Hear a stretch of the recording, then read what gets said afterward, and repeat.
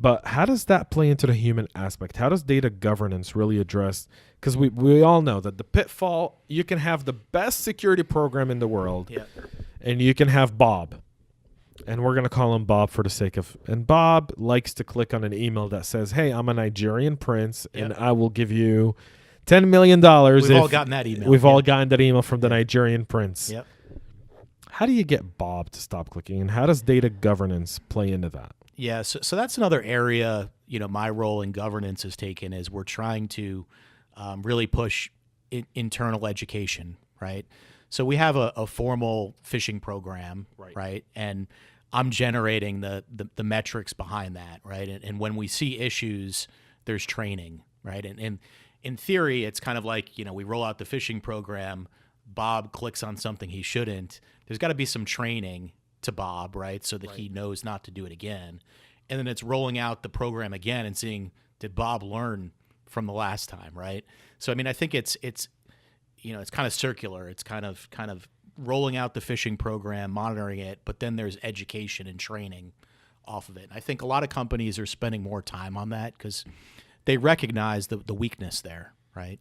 When you do a phishing when you do a phishing test in your company, are you measuring the people who report the phishing, meaning the people who click the link? So when people click the link, because I have this whole debate with phishing companies that kind of facilitate the phishing test, where it takes you to a landing page after you click a link and it said, busted. I actually despise that method. I don't think it educates. I think it creates panic. It does.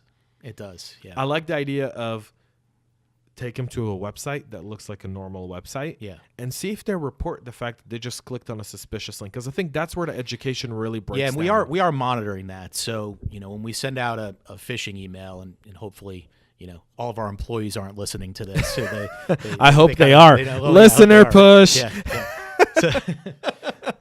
So basically, if you get a phishing email and you recognize it as being a fraudulent type of scenario, we do have a button to report it, right? So we are monitoring that. Who's actually being the good guys who are reporting this information, which it's an important metric to capture. I think that's really. I was at a electronic crime task force meeting last year with Kevin Walsh.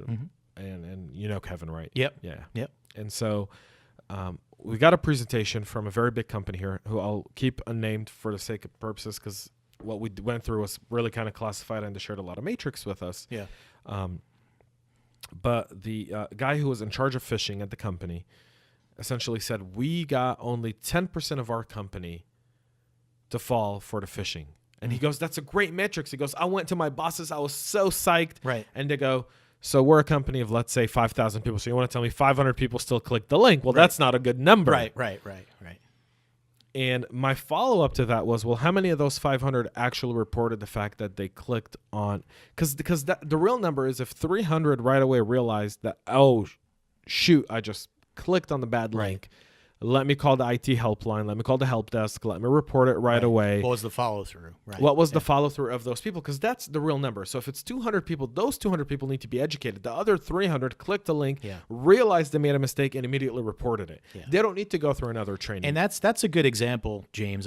That's a lot of what I've been doing with my role is you really got to think about what's the right measure, right? What are you really trying to capture? Where's their value? Right. Because I think before they kind of built this role, we had more traditional operational metrics, right? Just counts, volumes of activities. And, you look at all these graphs and reports and you're like, what are you doing with this information, right? What problem are you trying to solve? And I think that's where they hired me to kind of take it to the next level and say, how do you interpret this and drive decision-making and behavior, right? Right. But to your point, it's like defining the right metric is critical. If you're measuring the wrong thing, it tells the wrong story.